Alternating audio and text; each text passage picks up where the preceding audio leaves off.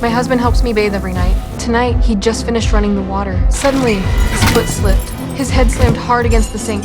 He collapsed on the floor, motionless. I watched helplessly. The faucet was still running. The water had already reached my neck. But I'm paralyzed. I can't do anything. If this keeps up, I'll drown. Survival instinct kicked in. I had to find a way. I still have some feeling in my right foot. I tried to reach the drain plug at the bottom of the tub with my foot. Every movement was excruciating with my paralyzed body, but I couldn't give up. I tried again and again. Finally, my foot touched the drain plug. I pulled with all my strength, but it only came halfway out. The water was draining too slowly, nowhere near as fast as it was coming in.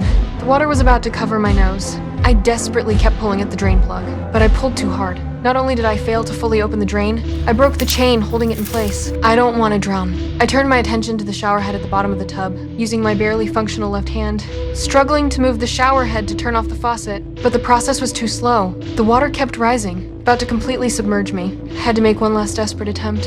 At the final moment, I yanked hard. The water flow decreased slightly, but the level was still rising. I wasn't out of danger yet. I had to think of something else. I slowly lifted my foot out of the water, channeled all my strength into it, then slammed it down on the drain plug. Finally, the drain opened completely. The water began rushing out. I could finally breathe again. I survived. What shocked me even more? After this life or death ordeal, my paralyzed body could feel again. But this wasn't the time to celebrate. I gripped the edges of the tub with both hands. Slowly stood up. I needed to check on my husband on the floor. But he was gone. My husband, who'd been lying there, had vanished. There was blood on the doorframe. Bloody footprints led out across the floor. Terror gripped me. He clearly hadn't been unconscious. Why did he leave me to drown? I remembered before my paralysis, my best friend had warned me. She said my husband might be having an affair.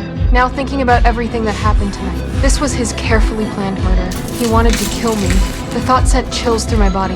I won't let him succeed. I struggled to climb out of the tub. My body hadn't fully recovered. I could only drag myself forward with my upper body. The will to survive kept me going. I forced myself to stand, lunged for the phone. I had to call the police, but the phone line had been cut. A shadow suddenly appeared outside the door.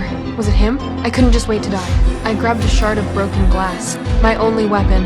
I needed to see what he was planning. I slowly walked to the door.